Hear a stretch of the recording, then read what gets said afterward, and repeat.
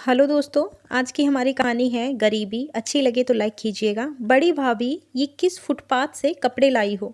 आपको पता है कि बिना ब्रांड वाले कपड़े मैं और मेरे बच्चे नहीं पहनते।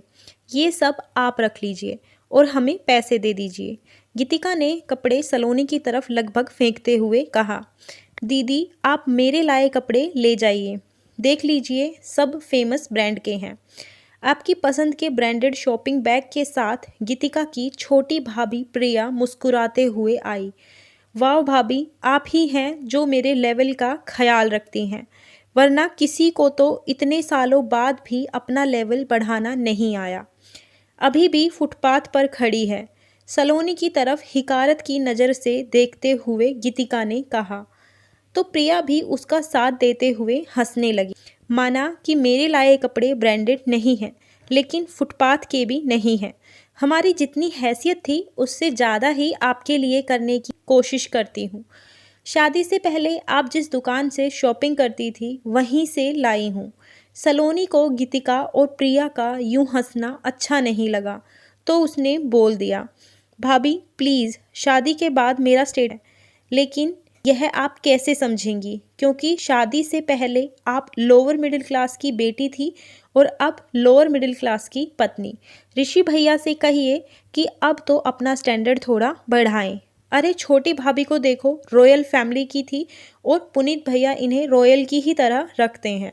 स्टैंडर्ड बनाना पड़ता है। गीतिका शॉपिंग बैग से कपड़े निकाल उन्हें दिखाते हुए बोली, बड़ी बहू, मैंने तुम्हें पहले ही कहा था कि गीतिका को तुम्हारे लाए कपड़े पसंद नहीं आएंगे, लेकिन तुम ही बोरा गई थी कि पूरे 2 साल बाद दीदी जी आ रही हैं, इसीलिए तुम अच्छे से उनकी विदाई करोगी।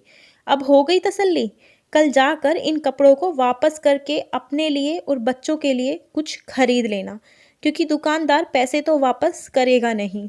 सास राधा जी ने सलोनी के लाए कपड़ों को एक बैग में रख कर उसे दे दिया और प्रिया को रात का खाना बनाने को कहा। गीतिका, तूने आज बहुत गलत किया। तेरी बड़ी भाभी बहुत ही प्यार से तुम्हारे लिए सब लाई थी और तुमने, भूलो मत, जिस गरीब भाई भाभी की आज तूने बेइज्जती की है, उसी भाई की वजह से तू ससुराल में राज कर रही है। आज भी दोनों अपने बच्चों से पहले तेरे बारे में सोचते हैं, लेकिन तेरे पापा के जाने के बाद ऋषि ने इससे ज़्यादा तुम्हारी और पुनीत के भविष्य की चिंता की। अपने सपने अधूरे छोड़कर तुम दोनों की जिंदगी संवारने में लगा दी और फिर सलोनी ही कभी उसे फर्ज पूरे करने से नहीं रोका। तेरी शादी और पुनीत की शादी में उसने सब कुछ अपना लगा दिया और आज का सच यह है कि तुम और पुनीत अच्छे पैसे वाले हो गए हो, तो भी वही भैया भाभी तुम्हें अब अपने आगे छोटे लगने लगे। देख रही हूँ कि प्रिया के साथ तेरे सुर बहुत मिल गए हैं। माँ होने के नाते एक नसीहत देती हूँ कि रिश्तों को कभी भी पैसे से मत तोलना। जो रिश्ते पैसे के दम पर बनते हैं वो पैसा जाने के साथ ही दूर चले जाते हैं। देख रही हूँ कि जब से तूने प्रिया बहू का साथ पकड़ा है, बड़ी बहू तुझे खटकने लगी है। राधा जी ने गीतिका को दुनियादारी सिखाने की कोशिश की। ओफो मम्मी, आपको तो बड़ी भाभी की ही सही लगती हैं। छोटी भाभी प्यार से मेरे लिए इतना सब लाई है, वो आपको नज़र नहीं आ रहा? मम्मी प्लीज़, अब मेरा भी एक स्टैंडर्ड है और उसमें प्रिया भाभी ही परफेक्ट लगती हैं। गीतिका ने कंधे उचकाते हुए कहा और वहाँ से चली गई। बेवकूफ़ लड़की, ना जाने कब रिश्तों को समझेगी। शायद वक्त ही अब इसे समझाएगा। राधा जी अपने आप से ही बातें करने लगी। गीतिका के जाने के कुछ महीने बाद ही गीतिका का फ़ोन आया। मम्मी, बिजनेस में बहुत बड़ा लॉस हो गया है। अगर आप लोग कुछ पैसों से हमारी मदद कर देते। मैंने प्रिया भाभी को व्हाट्सएप किया था, लेकिन उनका अभी तक कोई जवाब नहीं आया। लेनदार रोज़ घर का चक्कर लगा रहे हैं। मैंने अपनी सारी जमा पूंजी और जेवर दे दिए, लेकिन बहुत बड़ा अमाउंट अभी बाकी है। समझ नहीं आ रहा कि कैसे निपटे इस मुसीबत से। तू चिंता मत कर, दामाद जी का हौसला बना कर रख, सब ठीक हो जाएगा। राधा जी ने ढाढ़स दिया। बड़ी भाभी, मुझे माफ़ कर दीजिए। आज मुसीबत में समझ आया कि ज़रूरत के समय जो काम आए वही आपके ब्रांडेड रिश्ते हैं, बाकी सब फुटपाथिया से ही बेकार। पुनीत भैया और प्रिया भाभी ने हमें एक बार भी हमारा हालचाल नहीं पूछा।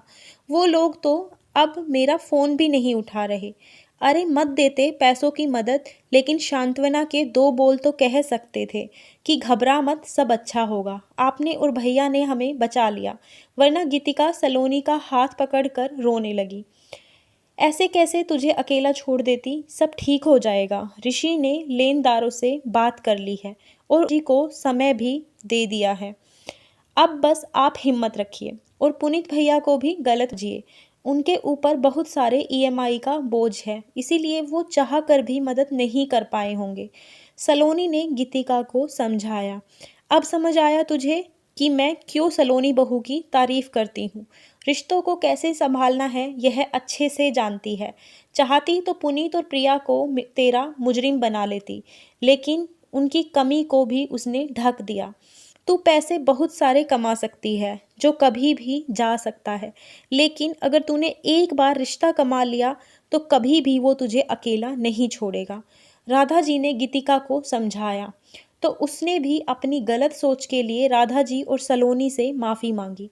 धन्यवाद दोस्तों, कहानी अच्छी लगी तो लाइक कर दीजिए, अपनी राय बताना बिल्कुल मत भूलिएगा, चैनल को सब्सक्राइब कर लीजिए।